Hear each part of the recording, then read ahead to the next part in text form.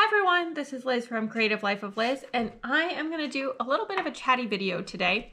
Basically, I need to start preparing my 2026 book bujo. This is an Artist Loft dot grid book bujo. I did a quick flip through in my planner stack video, but it has a little strap in the back and a pen loop and a pocket here.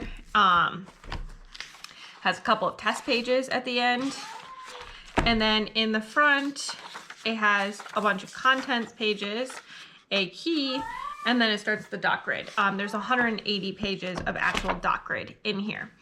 So I need to figure out how to set this up and what I want to put in the 2026 yearly pages. So I thought today we could just flip through my 2025 planner, do a little bit of planning, make a few notes. This is in my Aura Style by Annie Plans B6 Daily Classic. Sorry if you can hear my cat yelling in the background. This is my like messy notes section in the back. You've seen it a few times recently. This is what I've been tracking all of my videos as I prepare them. So you can see this messy one. I just added a line with the olive mile liner because it was bothering me that this page was totally boring. But I guess we'll just start up another page over here that I think we're just going to call 2026 book bujo planning. I don't have like any prep work really done beyond I've started watching 2026 readathon videos. So that's mostly the only thing that I have planned thus far. I think I'm going to throw a line down approximately the center. It should be like 15 each side. 8, 9, 10, 11, 12, 13, 14, 15. I should have just trusted my gut. It would have been close enough, but I felt this need to make it perfect for some reason. So I think one side are things to include. And then I think the other side is going to be notes on arrangement, which will make more sense when we get there. First part, we want to deal with the things to include. So my plan is to go through the start of this one. For the fast, easy part of it, my expectation is that my monthlies are going to stay looking pretty much the same. So if we kind of flip ahead to a monthly, I have a cover page. It sometimes is 2 pages. I had a few months in here like this one where it spreads to 2 pages. I think I'm just going to keep pretty much that. I put in readathons when appropriate, and then I just do my little summaries of what reading challenges a book has and a few of my stats. The rest of it goes in a spreadsheet, and then a reading stats page at the end. I'm actually really liking this reading stats setup with just a few stats on this side and a couple of favorites on this side. I really simplified it from 2024, and I think this is kind of working for me. So my plan is to keep the months the same. So for now, I'm just gonna ignore that problem because January will be the first month that needs to be set up, and I will figure out what I'm doing for that when I get to that. But I'm just gonna ignore it for now. So I'm just gonna write months stay the same up here at the top. And then as we flip through, this is kind of like the opening pages. I don't really need to do any planning for this except for anything I decide to do theme wise. This is just on these end papers, so nothing there. And then I have a cover page. I do probably want some sort of cover page, so I will note cover page as a component. I really liked these little La La Land stickers that I used last year. They came from one of the advent calendars. I then have a grid guide, which if you can see, I don't know how well you can tell, this is actually an aligned title page because I don't need an index necessarily. So I put it on a not grid, but we can figure out where we're gonna put it when we get to filling in the second half. But I do like it. It is helpful, so then I can just remember things like this is where the halfway point is, this is how I divide thirds, stuff like that. It just makes it a lot faster for sure. The next page that I've been using is the goals page. So my goals for this year have been to read every day, which I've done as a year in pixels, read a substantial nonfiction every month, read at least one book off my physical TBR, something I already own at least once a month, and then post at least 2 Bookstagram pictures per week. So that's been my goals this year. I don't think they're going to stay exactly the same for next year, but I do want a goal spread. In terms of my goals, things I've been thinking about, I like the read every day. In previous years, I tracked how many pages in groups of 50, and I found that that really put a lot of pressure on me that I created on myself to read more pages, to hit it over the next 50 hump or something like that. But it's not actually making for better reading or a more enjoyable experience. So I'd rather just read every day. That means some days I literally just pick it up and read one chapter, which might be like 2 or 3 pages in some books, and that's fine. And other days I might read 500 pages, also fine. So I do like that challenge. The next challenge that I want to keep is the read something off my physical TBR. Because I think that it is helpful to make sure that I'm actually reading those books. I will be honest, a lot of this year I was acquiring more books than I was reading, but it is what it is. We're going to go with that. And I think I'm going to keep the 2 Bookstagram pictures per week. This is Bookstagram and actually also Booksky. I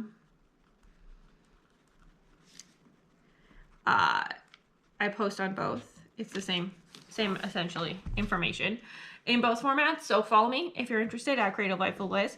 But I do like just posting something so that people can kind of see what I'm reading, stuff like that. We now get to the one goal that I think is going to change. So I've had this read a substantial nonfiction for a few years at this point. What I mean by substantial nonfiction is not like, you know, serious literature or something like that kind of substantial. I just mean like a cookbook or a craft pattern book or something like that. Doesn't count because it's not something that you really read. You just flip through it. So when I'm talking about substantial nonfiction, I'm talking about something that actually has a narrative or is teaching me something or something along those lines. So I read a lot of memoirs, I read a lot of history, I read some like pop culture kinds of things. Whatever that might look like is totally fine. I've had a couple of graphic novels count in that space because they're like memoir graphic novels or otherwise nonfiction. It's not about how long it takes me to read it. It's that it feels like I'm getting something out of it beyond just kind of like looking at pretty pictures. Which I like that goal, but I do want to be a little more specific, I think, for 2026. I read a lot of history of science, and I would like to be a little more intentional about doing that on a regular basis because it's something I really enjoy. And with all the people kind of posting about personal curriculum right now, I don't want to go back to school, but I do like the feeling of learning things. So I think I'm going to do one history of science book each month. So rather than just any nonfiction, I specifically would like to target history of science. I tend to read nonfiction just organically anyway, so I don't think that there's going to be a concern about not getting to at least 12 nonfictions. That's a pretty easy goal to hit at this point. So I do like this additional challenge kind of getting added into that. I think that's a good number of goals. So I think that's what I'm going to leave for my goals. We can talk about formatting when we get there. The next challenge is the 52 Book Club Challenge. I haven't watched their video yet for 2026, but I personally found that this particular challenge, I don't know that it really pushed my reading in the direction that I wanted it to be pushed. I felt like a lot of the prompts were either super easy to fulfill or super frustrating to fulfill. And kind of nothing in the middle.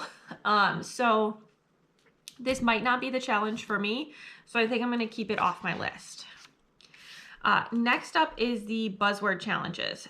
There's the title challenge and the cover challenge. I've been doing these for a few years now, and I do enjoy them. or I guess just the title challenge we've been doing. The cover challenge is new this year. I do enjoy these challenges. I don't know, the one per month makes it pretty easy in a lot of ways, but I don't know if this is a thing that I'm super passionate about right now either. I'm kind of trying to simplify things a little bit, so I think I'm gonna probably skip these as well. If I get FOMO, I might add them back in. We'll have to see how that goes. Also, when we do my setup, we'll see if it makes sense to add something back in. 25 and 25, I don't believe this is coming back. It was kind of a thing for 25 and 25. And I'm also not sure that it would clearly fit again. And I did finish all of it by April based on the colors of what I was doing in here, or maybe like one in May. I don't know, but I finished it quite early. So again, maybe not the most fun. We then get to the challenges that I think I'm more likely to keep. So the Pop Sugar Reading Challenge, I've been doing for several years now. I have one prompt left for this year, which I just don't want to fulfill this because I don't read a lot about run clubs. But I need to figure it out. So I am going to fulfill it and finish it off. However, this is the one that I think I'm feeling the most on the fence about of all of them. It has 50 prompts, and it does kind of stretch me a little bit without it being too much of a stretch. So I do enjoy it, but I don't know if it's adding things for me at this point. So I think I'm gonna also keep this one off my list for now, which makes it seem really short, but we'll see how it goes. And then lastly, we have the Romance Appley Challenge. This has been completely revamped for 2026. Definitely check it out if you are interested. It's from Under the Covers book blog. I really enjoy this challenge, and I'm super excited about the revamp. It's a whole like Romanceopoly University situation, and you get to kind of pick your prompts. You don't have to do every prompt to fulfill things. I actually have 2 prompts left here in the fall section, so that's a thing that I'm gonna need to finish off before the end of the year so that I can complete it. But you don't have to complete everything. So I am really excited about that because I can kind of deep dive in some of the subgenres of romance that I am most interested in. There is a Notion tracker that Francesca provides for us for free, which I do plan to use. I've never used Notion before, so that's something I'm still figuring out. And I will need to spend some time setting it up. So I am probably going to use the Notion tracker because it's super cute, but I do also want to set up spreads because I put all my reading stuff in my reading journal. So I do think that I want to keep it. So I'm just going to mark Romanceopoly.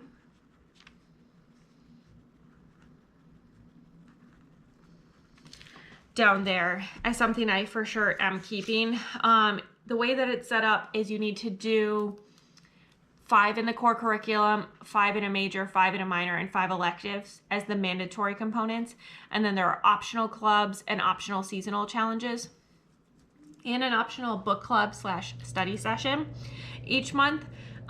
So I think I for sure will be making sure I have space set up to do the 20 mandatory items, which you can double count this year. So that's also a possibility and something I will throw in. But I haven't decided yet on what I want to do about any of the clubs or seasonal challenges and if I want to set up that kind of stuff. But we can talk about that in more detail coming up. We then move into January spreads in 2025, so I have nothing else that I can really look at in here. So then that moves me to what else I'm thinking about. So this year there's going to be a year-long version of TBR-a-thon. This is hosted by Leandra, the TBR Zero, and she has 3 different game boards, and you can participate as a weekend in January, all of January, or for the full year. And I think I'm going to set up to do the full year option for sure. I might also participate with one of the other boards in January. We'll have to see what else comes up just for specifically for January, because I do like jumping into readathons, but I also know I might oversubscribe myself because things are going to be very busy. But I do think that I'm going to participate in the year-long, and probably I'm going to do one of the more like intensive board games for the year-long version, and perhaps try to get all the badges, we're gonna see how that goes. So I think that one's gonna get set up, and I think that's also gonna be a pretty intensive setup in that regard as well. Another one that I might keep track of digitally, and then also have a simplified version in my book Bujo. We'll have to see how that goes. And then I think that leaves me, that's all I have. So I'm gonna put a question mark.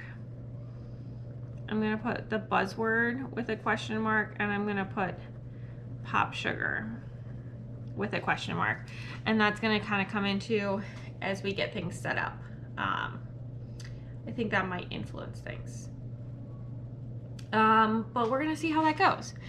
All right, so I think that's everything that needs to go in the front pages. I don't think that I need to include anything else in those front pages if I am keeping track of everything correctly. So let's do a little notes on arrangement then. So starting at the cover, this is the end papers. I don't think I'm gonna put anything in the end papers. We shall have to see. That might come later. Or I may use this for my cover page. Since we jump right into a contents page. So we have, and then we have a full spread of contents, and then we have a key page. That's here. And this one has 1, 2, 3, 4, 5, 6, 7, 8, 9, 10, 11, 12, 13, 14, 15, 16 spots here.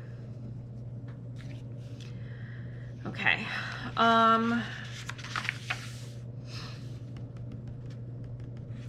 This is tricky because I don't really like these pages, but I feel silly just completely skipping these pages. I kind of wish I had a challenge that had somehow 16 prompts. As unlikely as that scenario would be, it would be perfect to fit something right here. I could end up doing one buzzword challenge. That's a possibility, I suppose.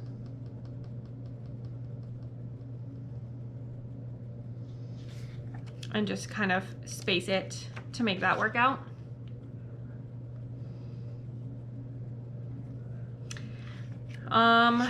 Something to think about. Okay, so I think what I'm gonna end up doing is I think there's no place to put the cover page that makes sense. So I think that the cover page, I think the cover page has to go on these end papers. I think this is the only place that it can go. So not my fave, but I think that's what we're gonna do. And then on this page, this side, do I want to do anything with it? The plain blank white just kind of stresses me out. There. I could potentially try to stick my grid page onto here. It obviously doesn't actually have a grid, but there's no reason that I couldn't fake it just like I did with the 2025 one. I mean, this one definitely doesn't have a grid. And I made it work. And it's really just the numbers I need. I don't technically need it to look like a grid at all. So I think I'll do back of end papers for grid guide. So that covers that. The first contents page, I think I might keep this one and just have one here, because I have 1, 2, 3, 4, 5, 6, 7, 8, 9, 10, 11, 12, 13, 14, 15, 16. I have 16 lines. If I do the yearly pages plus end of year stats plus each individual month, then that adds up to 14. So that pretty much uses the page. Contents, page 1 as contents. We'll see if I use it. I don't know if I'm gonna like it, but we can try it because we have it. Then we have these next two contents pages. So technically I don't have to use them as contents pages because I can just always cover this with washi tape. So that's certainly a possibility. So if I check this off, months stay the same is covered, cover page is covered, the grid guide is covered. I have a set of essentially 4 goals, and then I have 2 for sure readathons and 2 iffy readathons. So I kind of want to use these 2 pages as my goals pages and just cover up this at the top and write in goals on something else of my own. So if I do that, this would then have to be divided in halves to be able to get to 31. So that's doable because that will give me 32 lines. And then I will need to figure out what I want to do with the rest of the space. So I think I could probably spread it across. Let me see if I can find, I have a little ruler here. So vertically, this is about 1 centimeter. So if it becomes half a centimeter, then I would need 2, 4, we would need to get to 6. So that's like over here. That doesn't quite fit the way it should. We could spread it so they're slightly wider than they are tall and do like 10 across and then do 2 more across. And then decide what I want to do there. Put the numbers maybe here. And then this part could turn into my key in some format. Okay, I think that's doable.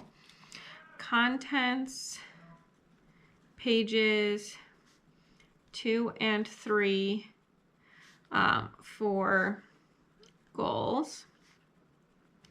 And I'm going to put divide lines in half for pixels on left side plus key question mark. I'm not sure what kind of key I would want to put in, but maybe I can just put like the monthly color palette or something like that. That could be kind of cute. And then on the other side,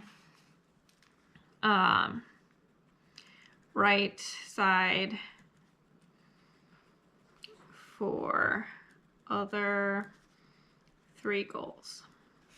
And I will need to figure out how to divide this up a little bit, but I think that's again doable with a combination of like a little whiteout, some washi tape, and some sticker paper or something that I can write on. I think, oh, that's very manageable. I can definitely make it happen. So we're gonna just kind of jerry-rig this, I guess, into something that works. So that will cover my goals, so I can check that off. So then we just have readathons. So that leaves us with this like weird situation here, because neither of the readathons actually fit.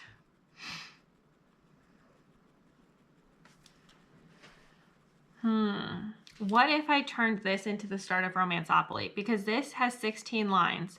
I need 15 to cover my core curriculum, my major, and my minor.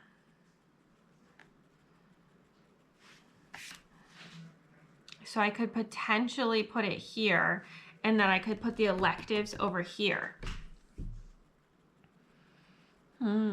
Interesting.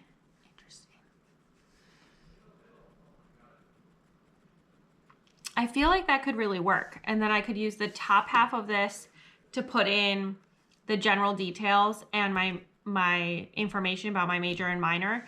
And then I could use the bottom half of this to track my 5 electives once I select them, because I will need a little bit more information in the electives. And I could use the color code boxes for if they're core curriculum, major, or minor. Excuse me. I actually really like that. I think that would look really cute. So key plus dot grid equals start of Romanceopoly. Key equals core plus major plus minor right top half equals general info, bottom half equals electives. You can't even like see my note taking probably. All right, so there's my note taking on that. And then leave blank 2-page spread for clubs, etc. All right, I think that's gonna be my plan. I'm gonna make this into that, and then this, and then when I turn the page, I'm gonna leave these two for the clubs and the seasonal stuff. I think I could probably fit all of that stuff in there, and if I ever need to do like a tip in to add some extra space or extra content, I can make that happen. I will look into it. Confirm content. I might try to just fill in with the assumption that I'm doing all the clubs and all the seasonals, and then just remove the stuff that I don't need. We'll see how that goes. I don't think I'm going to do any extra courses beyond the major, minor, and electives, so I wouldn't need to deal with that part. So if I leave these two blank, or fill them in with clubs and seasonal stuff, then that would start me on TBR Harvest here. And then, so I would have for that one, there's 12 times 3, so there's 36 prompts. Let's see. 1, 2, 3, 4, 5, 6, 7, 8, 9, 12, 13, 14, 15, 16, 17, 18, 19, 20, 21, 22, 23, 24, 25, 26, 27, 28, 29, 30, 31, 32, 33, 34, 35, 36, 37, 38. 38 lines in total. So I could probably squish it onto 2 pages. Do I want to do that? I'm going to say 1 to 2 full spreads. And then I'm going to put a star, print Romanceopoly map, and TBR-a-thon. It's not called TBR Harvest. This is called TBR-a-thon. TBR Harvest is the partner event. TBR-a-thon, print Romanceopoly map, and TBR-a-thon board. Okay, I think that will cover everything that I need to do the annual setup. So there we go. That's all my notes. I know it's messy. I know that this was not the most cohesive video because I was just kind of talking and thinking things through, but you got to see me real time do all this planning, and hopefully in a few days or a week or two, you will see me do this setup and actually have it look nice as I do that. And I will speed you through all the boring bits so that you don't have to watch me count a lot of times. So with that, that's all I have for today. As always, please like and subscribe below if you haven't already. I really appreciate it. It helps me out. Let me know what you have planned for any book tracking you do in 2026 or what you're reading. If you don't have anything you want to leave me a book emoji down below just to say hi. I'd love to hear from you. And then follow me on Instagram and Blue Sky at Creative Life of Liz. You can see in progress and finished spreads of my planners, bits and pieces of my life, what I'm reading, all that good stuff. And until next time, bye.